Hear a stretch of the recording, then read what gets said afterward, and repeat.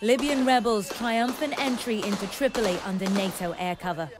Untrained and under-resourced, the rebels managed to outfight Muammar Gaddafi's army. It's doubtful the world would be witnessing this dramatic victory without international military intervention. In Syria, a very different response.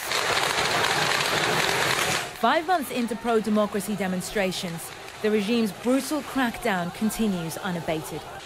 And activists there say they're growing disillusioned with waiting for the world to intervene. We would welcome and want the international community support and help, but whether this is happening or is going to take place or not, obviously Syrians are not backing on because we were disappointed again and again. The United Nations says that since mid-March, over 2,000 people have been killed in Syrian government efforts to quell opposition. So why such decisive international action on Libya and not on Syria? The key is the Russian and Chinese positions.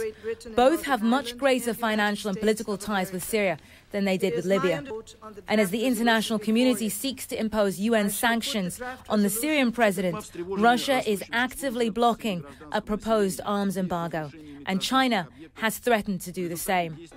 The Arab League, which suspended Libya's membership less than 2 months into the uprising, has also been widely criticized for the speed or lack thereof of its response.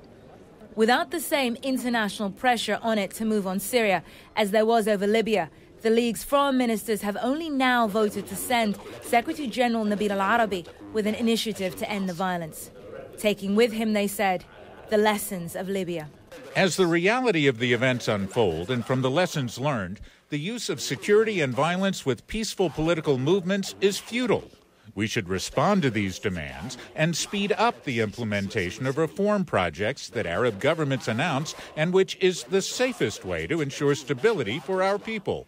This will provide protection from foreign intervention, which often comes with its own agenda. The worry is that al-Arabi is not the only one who has learnt lessons from Libya.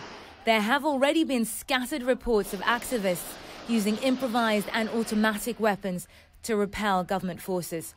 And witnesses who spoke to CNN from inside Syria reported previously unheard chants for armed resistance at last Friday's protests. The local coordination committees, an activist group with a wide grassroots network across Syria, has now issued this statement.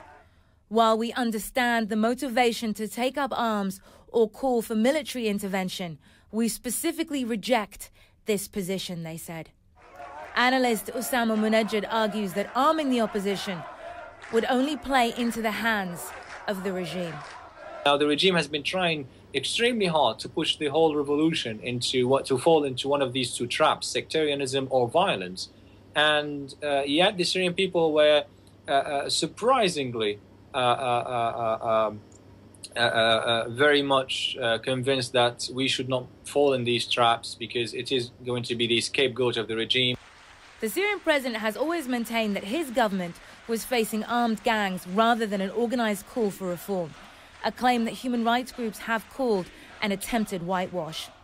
But as the world struggles to find a point of leverage to rein in Syrian President Bashar al-Assad and his associates, the temptation can only grow for activists to emulate their Libyan counterparts and take matters into their own hands.